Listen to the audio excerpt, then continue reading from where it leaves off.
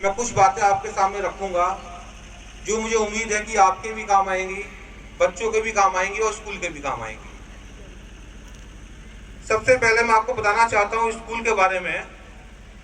School एक ऐसी संस्था है और सबसे पहली संस्था है जो आपको आपके बच्चों को नाम से जानती है। आप गांव में रहती हैं, शहर में रहती हैं, कहीं भी रहती हैं, वहां आपकी पहचान है, आप किसी की पत्नी है, किसी की बहू है, किसी की बेटी है। लेकिन स्कूल में आपकी सबसे पहली और सबसे महत्वपूर्ण पहचान इस बात की है कि आप एक बच्चे की मम्मी हैं। अब उसी बच्चे के नाम से स्कूल आपको जानता है। तो पहले स्कूल जानेगा, उसके बाद स्कूल से निकली ये पहचान गांव में, समाज में, प्रदेश, देश और दुनिया भर में पहुंचे। ये मेरे इस सरोज एकेडमी स्कूल का उद्देश्य है। सरोज एकेडमी में योगदान देने वाला हर महिला, चाहे वो यहाँ की अध्यापक है, चाहे वो यहाँ की अभिभावक है, यहाँ काम करने वाली महिलाएं हैं, या किसी भी प्रकार इस स्कूल के कार्य में सहयोग देने वाली महिला है, उन सभी महिलाओं में मुझे अपनी माता का प्रतिबिंब दिखाई देता है। क्योंकि सरोज एकेडमी ऑफ इंटेलिजेंस, जैसे सब जानते हैं, सरोज मेरी मम्मी का नाम है, माता का नाम है। उसी के नाम से, उन्हीं की प्रेरणा से Saroj academy of intelligence school की स्थापना हुई। मैं आपको बताऊं, 1980 में मेरे पिताजी ने रामसिंह सेंटर नाम से इंस्टीट्यूट शुरू किया और लगभग 4-5 साल बाद मेरी मम्मी ने भी स्कूल शुरू किया, अपर्णा बहुउद्देशीय प्रशिक्षण स्कूल। वो स्कूल प्रधान जी भी जानते होंगे। उस स्कूल में बच्चे पढ़ते थे, लेकिन संसाधनों के अभाव में वो स्कूल बंद कर दिया गया। जब हम छोटे बच्चे थे, कक्षा 3 या 4 में, उस समय वो स्कूल बंद कर दिया गया। लेकिन जब से मुझे लगता था कि कभी हमारे पास संसाधन होंगे तो हम एक ऐसा बेहतरीन स्कूल बनाएंगे जिसमें जो हमारी मम्मी की इच्छा है, जो पिताजी की इच्छा है, वो पूरी कर सके। मेरी माता जी का देहांत होने के बाद 2-3 साल बाद तक मेरे दिमाग वो बात घूमती रही कि मुझे स्कूल बनाना है। वास्तविकता तो ये है कि हमारे ठाकुरधाम में तमाम स्कूल हमारे रिश्तेदारों के हैं। मेरे बुआ का भी स्कूल है, मेरे सालों का भी स्कूल है, स्कूलों की कमी नहीं है ठाकुरधारा में, तमाम सारे रिश्तेदार हैं, सबके स्कूल है। लेकिन कहीं ना कहीं मेरे मन में बात कचोटती रही कि मुझे कुछ ऐसा काम करना है कि मेरी मम्मी का सपना पूरा हो सके। और सपना ये नहीं कि स्कूल खोल के पैसा कमाना है, पैसे की कमी नहीं है, पैसा बहुत है आप लोगों के आशीर्वाद से। सपना यही था कि जिस तरह से वो संस्कार लोगों को भरना चाहती थी, वो जो काम जो बंद कर दिया गया 2-3 साल बाद संसाधनों के अभाव में, जब मेरे पास संसाधन हुए तो पहला काम मैंने ये किया कि स्कूल की स्थापना करी।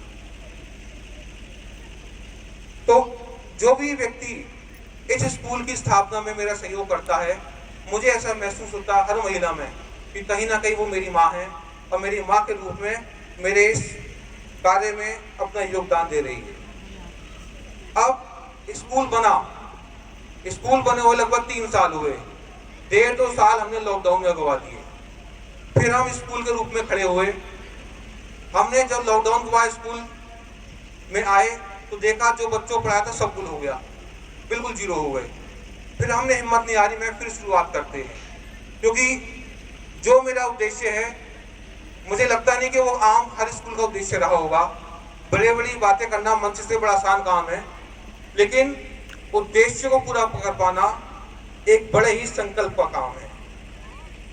स्कूल का बच्चा होशियार होगा, सरोज का बच्चा होशियार होगा। मेरे स्कूल के बच्चे जब पब्लिक में निकलेंगे, अगर उन बच्चों की तारीफ होती है तो तारीफ कैसे होगी कि सरोज का बच्चा तो बहुत होशियार है, सरोज के बच्चा एसडीएफ बन गया, सरोज का बच्चा एक सफल डॉक्टर बन गया। तो आप सोचिए वो क्या गर्व की अनुभूति मेरे को होगी। सरोज का बच्चा कौन? यानी मैं।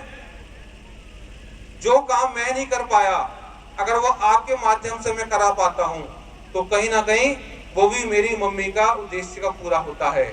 और सरोज का बच्चा, हर वो बच्चा जो स्कूल में पढ़ रहा है, तो सिर्फ मैं ही उस सरोज का बच्चा नहीं हूँ जिसको उसने जन्म दिया है, बाकी मैं ये मानता हूँ कि जितने बच्चे स्कूल में पढ़ रहे हैं वो सब सरोज के बच्चे हैं, और उनकी पढ़ाई लिखाई, उनकी देखभाल मैं उसी तरह करना चाहूँगा जैसे कि अपने भाई बहनों की करना चाहता हूँ।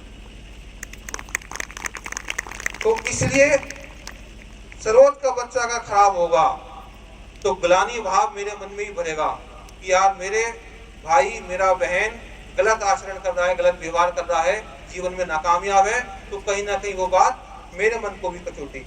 तो इसलिए आज जो आपकी मैंने मीटिंग की है, तो ये आपका तो फायदा है ही, ये मेरा व्यक्तिगत स्वार्थ भी है जिसके लिए मैंने आपको आमंत्रित किया है, क्योंकि मैं यही चाहता हूँ कि मेरे सरोज एकेडमी का बच्चा एक कामयाब बच्चा, एक संस्कारवान बच्चे के रूप में समाज के सामने प्रस्तुत हो, ताकि मेरी माता का नाम भी आपके बच्चे के नाम से समाज में उज्जवल हो।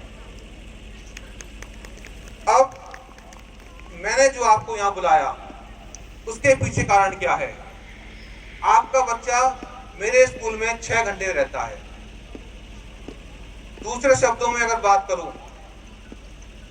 मेरा बच्चा आपके पास 18 घंटे रहता है। आपकी शिकायतें मेरे से 1, तो मेरी आपकी शिकायत होनी चाहिए 3, क्योंकि 3 गुना बच्चा टाइम आपके पास जाता है। आपकी शिकायत मेरे से हो सकती है, बच्चा होमवर्क आप नहीं देते, कॉपी चेक नहीं करते, बच्चा साहब गलत आदत सीख रहा है, तो मेरे साथ 1 शिकायत करेंगे तो मैं आपसे 3 शिकायत करूंगा उल्टे में कि आप मेरे बच्चे का होमवर्क नहीं करा रहे हैं, आप मेरे बच्चे को सही वातावरण नहीं दे रहे हैं, आप मेरे बच्चे को गाली देना सिखा रहे हैं। क्योंकि स्कूल तो गाली देना नहीं सिखाता किसी को, ये समाज है हमारे आसपास का, इसमें अच्छे बुरे हर तरह का आदमी है, वो बच्चों को कुछ गलत बातें सिखा रहे हैं। तो मैं आपसे यही चाहूंगा कि जो आपकी शिकायत है, वो शिकायतें बड़ी छोटी छोटी शिकायतें हैं। जब एक बड़ा उद्देश्य मन में हम लेके चलते हैं, तो उस उद्देश्य समक्ष जिम्मेदारी मेरी भी है और आपकी भी है। मेरे पास आपका बच्चा 6 घंटे के लिए है, तो मेरा बच्चा आपके पास 18 घंटे के लिए। तो 3 गुना शिकायत अगर आप मेरे से करना चाहते हैं, तो ये मान के चलिए 3 गुना शिकायत मैं आपसे करने वाला हूँ। इसलिए मैं यही चाहता हूँ कि सारे बच्चे स्कूल के आपके माध्यम से, जो मेरे बच्चे आपके पास हैं तो 18 घंटे, उन बच्चों को आप अच्छी शिक्षा दें। और जो क्लास के बच्चे का जो काम है, मान लीजिए क्लास में बच्चा फर्स्ट आया, सबके बच्चे फर्स्ट नहीं आ सकते, ये भी समझ लीजिए, किसी एक का बच्चा फर्स्ट आएगा, वो कोई सा बच्चा, उसका मुझे कोई फर्क नहीं पड़ना, वो श्यामलाल का बच्चा हो, मनमोहन सैनी का बच्चा हो या मुख्तार आलम का बच्चा हो, ये मेरे लिए असर नहीं करेगा। मेरे लिए असर सिर्फ इस बात का करेगा कि एक भी बच्चा मेरे स्कूल का अगर समाज में आगे चल के कोई प्रतियोगिता परीक्षा में टॉप करे, उसका समाज में असर पड़ेगा। मेरा बच्चा एसडीएम बने, डीएम बने, अधिकारी बने, चिकित्सक बने, तो उसका असर पड़ेगा। तो जो कंपटीशन लोकल है, वो बच्चों के बीच प्रतिस्पर्धा की भावना है, लेकिन मेरे अनुसार अगर आप देखेंगे, स्टाफ अनुसार देखेंगे, तो सारे बच्चे हमारे लिए समान हैं। यहाँ स्कूल में ना मुझे किसी भेदभाव करना चाहिए, ना करने की कोई मेरी इच्छा है। आपका बच्चा कामयाब बने, उससे भी महत्वपूर्ण है कि आपका बच्चा नेक और ईमानदार बने, क्योंकि समाज में आपका बच्चा एसडीएम नहीं बन रहा, किसी और का बन रहा है, समाज में इससे कोई फर्क नहीं पड़ने आ रहा। समाज में जो फर्क पड़ने जा रहा है, इस बात से पड़ने जा रहा है कि हमारे डीएम, हमारे एसडीएम, हमारे विधायक, हमारे चिकित्सक अच्छे आदमी है या नहीं है।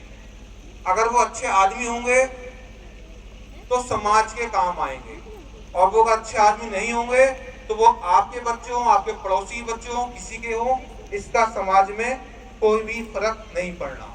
तो मैं आपसे यही चाहता हूँ कि आप बच्चे को शिक्षित तो बनाएं, साथ में संस्कारवान बनाने का जो दायित्व आपने हमें सौंपा है, उस दायित्व को आप भी निभाएं।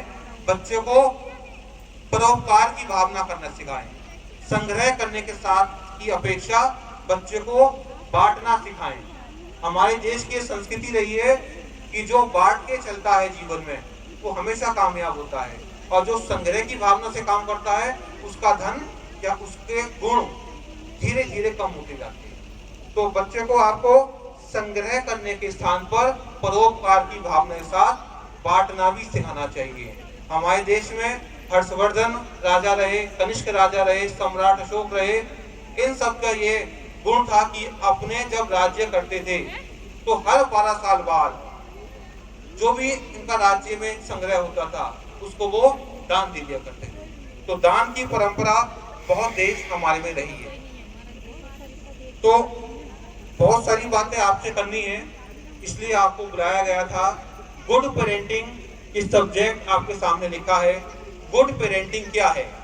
पेरेंट, आप सभी पेरेंट हैं, अच्छे पेरेंट हैं या खराब पेरेंट हैं, हर पेरेंट अपने आप को अच्छा ही मानता है, लेकिन मैं तो सिर्फ ये कहता हूं कि गुड पेरेंटिंग का जो कंसेप्ट है वो जानबूझकर किया जाता है।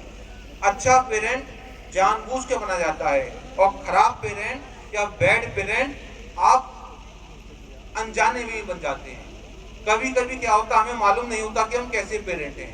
कोई पेरेंट कभी इस बात को स्वीकार नहीं करेगा कि हम खराब पेरेंट हैं। बताइए, आप में करेगा? हर कोई कहेगा हम तो बड़े अच्छे पेरेंट हैं।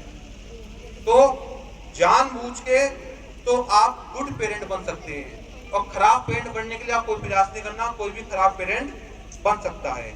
और इस बात को आपको याद रखिए कि एक good parented child is a winner child and a bad parented child is a loser child. जो एक गुड पेरेंटेड चाइल्ड है वो जीवन में हमेशा विजयी होगा। देखिए, आज आप यहाँ बैठे हैं, सुबह कोहरा था, कोहरे में घर से चल के आए हैं।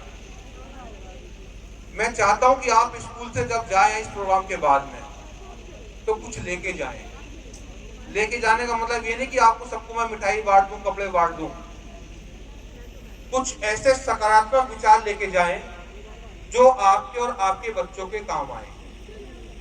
तो गुड पेरेंटिंग हर व्यक्ति नहीं कर सकता, उसके लिए आपको प्रयास करना पड़ता है। और बैड पेरेंटिंग के लिए कोई प्रयास नहीं करना पड़ता। कोई भी व्यक्ति बैड पेरेंट बन सकता है, चाहे और अनचाहे में। और जिसको अपना बच्चा कामयाब करना है उसको गुड पेरेंटिंग सीखनी ही पड़ेगी, क्योंकि विनर वही है जिसके माता पिता ने गुड पेरेंटिंग करी है। आज मैं आपके सामने खड़ा यहाँ बोल रहा हूँ, सिर्फ इसलिए बोल रहा हूँ कि मेरे पिताजी, मेरे माताजी ने मुझे बोलने के संस्कार दिए, मुझे कामयाब बनाया, इस लायक बनाया कि मैं आपके सामने अपनी बात रख सकूं। तो इसमें कहीं ना कहीं सारा योगदान मेरे माता पिता का है। और जो व्यक्ति लूजर हैं, नाकामयाब हैं, उनके पीछे भी उनके माता पिता की बैड पेरेंटिंग का हाथ है। अब एक सवाल मैं आपसे पूछता हूं, जितनी यहाँ मम्मियां बैठी हैं, माताएं बैठी हैं, दो तरह की मम्मी दुनिया में है। प्रमुख साहब, आप भी सुना? मक्खी मम्मी और मधुमक्खी मम्मी। अगर मैं आपसे हाथ खड़े करने कहूं तो आप अपने आप को किस श्रेणी में रखना चाहेंगे, मक्खी मम्मी या मधुमक्खी मम्मी? मक्खी मम्मी वाले हाथ खड़े करो कि हम मक्खी मम्मी हैं। कोई है? कोई स्वीकार नहीं करेगा। मधुमक्खी मम्मी कितनी है वो स्वीकार, हाथ खड़े करो। काफी लोग हाथ खड़े कर रहे हैं। सबको लगता है कि हम अच्छी मम्मियां हैं, मधुमक्खी मम्मी हैं। लेकिन जब हमने स्टडी करी, हम इस निष्कर्ष पर पहुंचे कि 90% मम्मियां हमारे समाज में मक्खी मम्मियां हैं, मधुमक्खी मम्मी नहीं है। अब आप मेरे से पूछोगे मक्खी मम्मी क्या, मधुमक्खी मम्मी क्या? अगर मैं आपको बता दूं कि मक्खी मम्मी कौन सी, मधुमक्खी मम्मी कौन सी, तो आप खुद ही आकलन कर लेंगे, हाँ भी मक्खी मम्मी है। हाथ खड़े करने की आवश्यकता नहीं पड़ेगी, खुद मन में स्वीकार कर लेंगे, हाँ वैसी है। मक्खी की क्या प्रवृत्ति होती है कि वो जगह जगह गंदगी में जाती है, गंदगी इकट्ठा करती है और उसको संग्रह करती है। मधुमक्खी क्या करती है, जगह जगह के फूलों पे जाती है, उनका रसपान करती है और उससे मधु बनाती है। हम क्या करती है मम्मी के रूप में, 90% मम्मी, अभी प्रमुख साहब ने बताया हमारे, वही तार है, वही तारतम्य है बात का। 90% मम्मी अपने बच्चों की कमियां ढूंढती है। पढ़ता नहीं है, होमवर्क नहीं करता, सड़कों घूमता रहता है। शिकायत है नहीं है? बताओ, 90% महिलाओं की शिकायत है नहीं है? ईमानदारी से बताना। जिनको शिकायत है वो सब मक्खी मम्मी, और जिनको शिकायत नहीं है वो मधुमक्खी मम्मी। मधुमक्खी मम्मी अपने बच्चों की कमियां नहीं ढूंढती, अच्छाइयां ढूंढती हैं। ये तलाश करती कि मेरे बच्चे में क्या क्या गुण हैं। मेरा लड़का अगर पढ़ाई में अच्छा नहीं है, मेरा खुद का लड़का मैं स्वीकार करता हूँ पढ़ाई में होशियार नहीं है, तो ये दायित्व मेरा है, मेरी पत्नी का है, ये ढूंढे कि वो पढ़ाई अच्छी नहीं कर रहा तो क्या काम अच्छा कर सकता है। अगर हम उस अच्छाई को ढूंढ पा रहे हैं तो मधुमक्खी मम्मी है। आप इस बात को देखिए कि आपका बच्चा अच्छा क्रिकेटर बन सकता है, या आपका बच्चा अच्छा संगीतकार बन सकता है, क्यों उसको किताब में घुसवा रहे हैं बार बार अगर उसको किताब में मन नहीं है? क्यों? क्योंकि आप समाज में देख रहे हैं कि सब लोग पढ़ ही रहे हैं। सारे पढ़े लिखे आदमी दुनिया में कामयाब नहीं है। अगर दिमाग में गलतफहमी किसी की है कि सारे पढ़े लिखे आदमी कामयाब हैं, बिल्कुल ऐसा नहीं है। सिर्फ 20 से 25% पढ़े लिखे आदमी कामयाब हैं। 80% आदमी पढ़ा लिखा आदमी की हालत दिहाड़ी मजदूर से भी खराब है। आपको मालूम है एक अनपढ़ मजदूर कितने रुपए कमाता है? 400 रुपए 500 रुपए रोज के कमाता है। महीने का एवरेज लगाए 15,000 महीना कमाता है अनपढ़ मजदूर। और एक पढ़ा लिखा शिक्षित आदमी जिसकी शिक्षा गलत तरीके से हुई है, सिर्फ किताबी ज्ञान हासिल किया है, उसको अगर हम फैक्ट्री में कहीं लगाने के लिए कहें तो कहीं किधर की नौकरी है 5,000 रुपए देंगे। कौन आदमी जो MA पास है, कौन आदमी जो MSc पास है, वो नौकरी का दाव 5,000 की, 8,000 की, 10,000 की। और एक अनपढ़ मजदूर 400 रुपए रोज की कमा रहा है, 12,000 रुपए खा रहा है। तो क्या मतलब है? हम जिन्होंने पढ़ाई करी सिर्फ किताबों की, उनकी स्थिति मजदूरों से बदतर बन गई, और जिन्होंने पढ़ाई के गुण को आत्मसात किया, समझा कि पढ़ाई होती क्या है, वो व्यक्ति जीवन में कामयाब बन गए। अभी भी जो दुनिया पर लोग राज कर रहे हैं वो पढ़े लिखे